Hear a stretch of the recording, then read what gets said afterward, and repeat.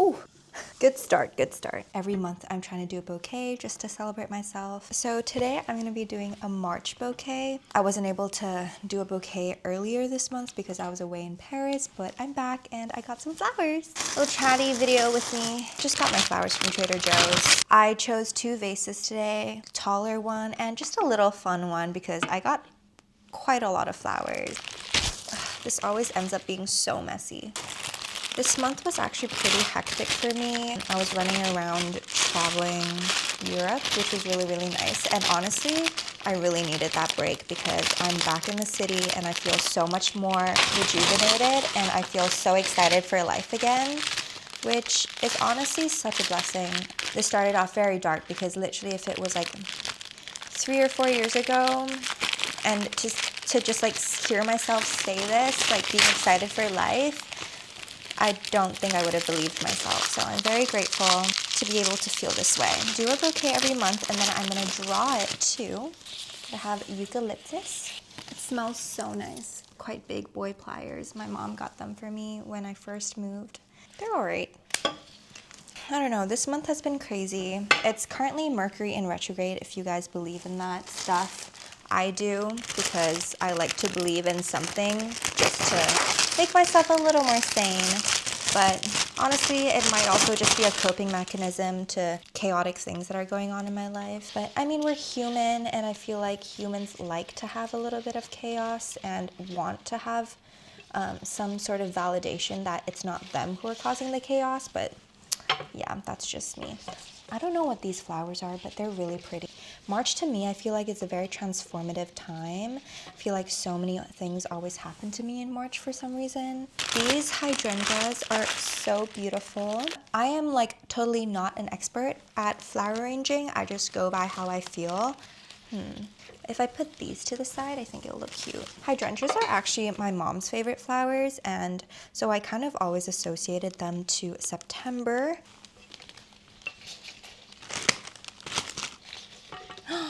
Oh my gosh, it's gonna look so cute. I don't know, March to me, I guess it makes sense that it's a transformative time because it is kind of when winter turns into spring again. And I don't know, I believe that the seasons impact humans as well because we're obviously animals and animals are impacted by the changing seasons, how we eat and how we feel. I'm definitely a summer girly. I'm kind of vibing with this. I'm gonna save this one for my little disco ball. I never really have flowers at home and I feel like, why do I need to wait for someone to get me flowers to have flowers? I'm gonna put some of these purple reddish accents in here. I feel like the contrast will go really well, like yellow and purple. That's why I'm wearing a little purple satin moment. These obviously are not good pliers. Oh my goodness. Oh my god. I am so sorry. Flower. That was from a mini bouquet that I just got and I was like, okay, like I like some of the flowers in here. Add a little bit more purple though. Orange. I think this is looking quite cute actually. If anyone watching is a flower arrangement person, please feel free to give me tips because I am all for learning. I kind of like it. Very artistic. It's very March. I feel like everyone who's born in March is pretty fun. This is the final product. I'm gonna go ahead and do this here. Okay, this is obviously not an optimal vase because it's not a vase. It's actually from an event that I went to. It's just like a disco ball cup. But I thought it would be really cute and like fun to have. Wait, I'm kind of like loving this. Yeah, this month has been very hectic in a good way. I've been going to therapy and talking to my therapist and I feel like there's like less negative things for me to talk about, which is really, really good. I'm so grateful for everything that's happening with me right now in my life and I think I work really, really hard and I feel like it's finally kind of paying off and I'm really excited for life and just to like have more new experiences. Let's do it here. Just going for it at this point. Wait, this is actually so cute. So now I have 2 bouquets. I'm actually really proud about it. Just need to fix some of the things with it, but yeah. And now I'm gonna be painting the flowers. I'm choosing to just like paint this small one and chat with you guys while doing it. I feel like this is a very cool vibe. So first I go with my pencil. This month has just been like insane. I feel like I don't know, like things just kept happening and conversations kept coming up with like it's just kind of weird. It's like a weird month for everyone. I feel like everyone was going through chaotic things like I was talking about earlier, like Mercury in retrograde and then Venus in retrograde. But the good thing is like I was like traveling Europe, right? And I was able to like see a bunch of my friends there, which was really, really sweet. Like a lot of my friends were visiting the same time as me, so I was able to see them. The topic of singleness has come up a lot for me recently. I don't know why. Like I've even gotten mess telling me to try dating apps, but I don't know. I'm just like, I'm not a dating app person. I don't know, I don't feel comfortable knowing that the person that I'm interested in or talking to is literally like actively talking to like other people. I don't know, some people might be okay with that, but I just personally am not, and that's okay too. I hear so many nice stories that people meet their significant other and their life partner from dating apps, and maybe I'll try it. Maybe I'll try a dating app. Maybe that's in my 2025 bingo. Speaking of bingo, me and my best friend actually have a bingo thing that we do. Some of the stuff are like wild. Some of the stuff just like, yeah, okay, that might happen. We have to have some things that might happen, you know what I mean? But the exciting thing is we crossed out a Europe trip because we wanted to go on a girls trip the whole of last year. We didn't do a girls trip last year. But this year we already crossed a Europe trip off really, really quick. Honestly, trips make or break friendships. Like they make or break friendships. Should have left a little bit more space at the top. Miscalculated this. Now we're gonna go ahead and use a fine liner. I'm using the Micron from Sakura, and it's 0.1 outline. 0.1 is a lot smaller than 0.3. I like to use this as my start of the sketch, just to, you know, not have it to be too bulky. I don't know, for these like flower portraits, I like to do them kind of loose, because flowers are nature. I like to do in a more freeing way, I feel. Compared to my food, I get a little bit more detailed and like less sketchy, but I honestly think even though I'm quite a detailed artist, my style is pretty loose and fast. But yeah, I find it super fun. So I have so much respect for people who can come up with different like characters, or they can paint paintings that are super imaginative. I don't know, I just can't really do that. Like, I could, but it wouldn't be that good, you know what I mean? Like, it doesn't come naturally. And I'm not afraid to say that. Like, some people are like, oh, that means that you're not that creative. I'm like, no, that just means that we have strengths and we have weaknesses. Here in New York, I feel like time passed by so quick, yet so slowly, which is such a weird thing to say. But it's honestly, like, if you get it, you get it. Like, I swear to God, I'm not going crazy, but yeah, it's like a weird concept. I feel like because so many things are happening at the same time and everyone's like in their own path. Like I was telling my friend the other day, because he was like talking to me about his path, and like he was really anxious about graduating and stuff like that. And I'm like, everyone is in their own timeline. You shouldn't like compare yourself with other people, because first of all, you never know what someone's going through. You never know what help they had. And I also learned that in therapy. My therapist, like, I love her because she puts things into so much more perspective. Like, I get really empathetic, and I know like people are like, oh, I'm an empath, but like seriously, I do empathize with people a lot, and that in turn can really like mess my day up. Like if someone's not having a great day, that can like make me have a really bad day for no reason. It's like it's a blessing and a curse, because I can relate to so many people and like have like meaningful conversations with them, but it also just like brings my mood down. Okay, anyways, now we're gonna go ahead and use the kneadable eraser by Faber-Castell. Some people are fine with the pencil being still under the watercolor, but I find it to kind of bleed into the watercolor and mute the colors a little bit. Just take out all the little pencil marks on here. Okay, now she's looking like this. This is the outline. The drawing is looking pretty cute. Now I'm gonna go ahead and use the Van Gogh palette. This is the half pan. Get a little paper napkin. But don't know, I also always associated March with like reds and oranges and deep purples, not necessarily light purple.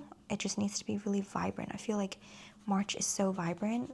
Most of the people that I know in March are very vibrant people. I'm also going to use this, which is the color G567, and it's more of a rosy color. I got this like separately just for moments like these when I want a little like pinker color. Yeah, how it's like more fuchsia. It's basically a fuchsia.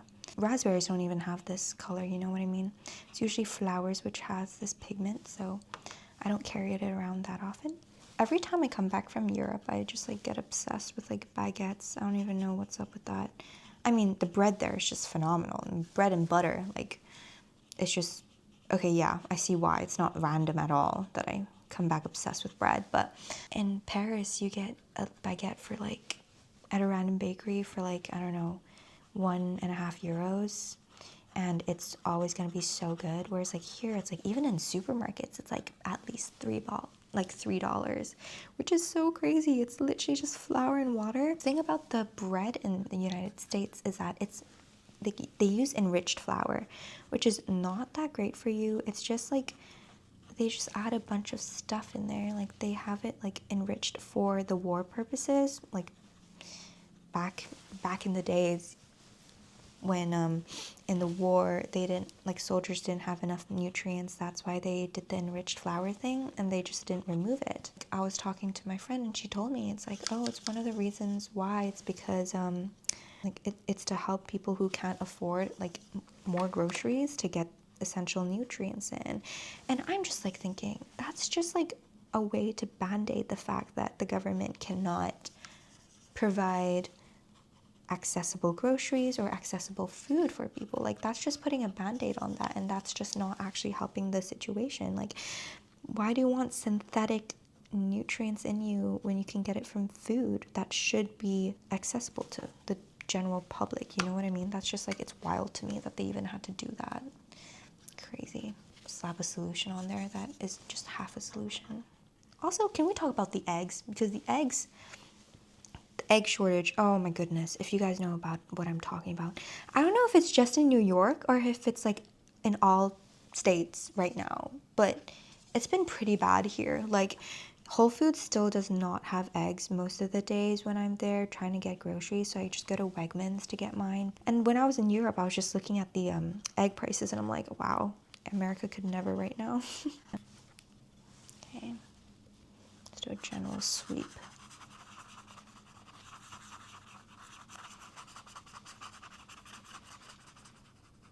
I don't think I've done a disco ball painting ever.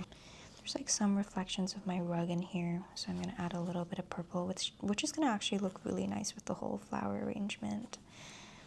Gotta love complementary colors. I'm loving the reflections, they're so fun. Oh, pink. And it's from my shirt as well, I think.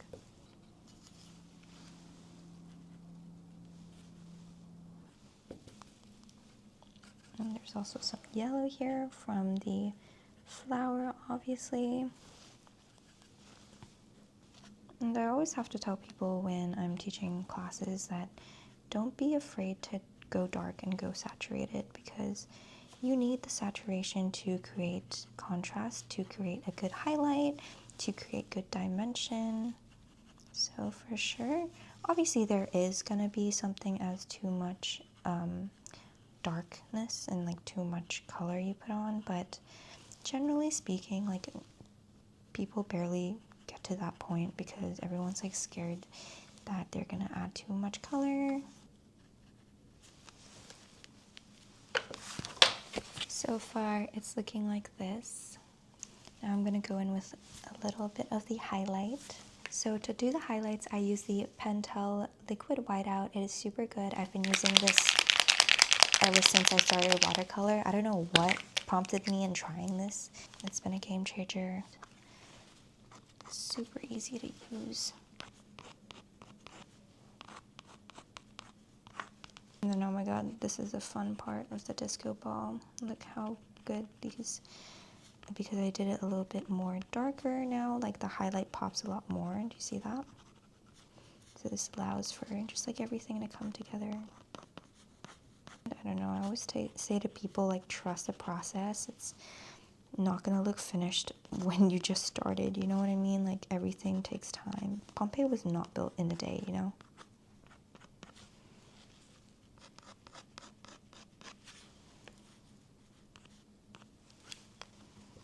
And now what I'm gonna do is I'm just gonna go ahead and go over most of the details with the fine liner, just to like bring it back, because obviously watercolor is also a layer, so having that on top of your art creates, you know, less clean, crisp lines.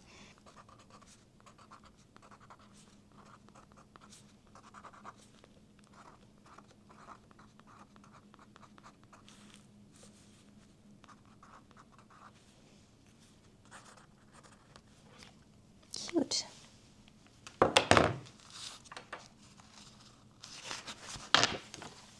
This is the final piece. Well, it was really nice chatting with you guys, but I need to head out. Yeah, I'll see you in the next one. Bye!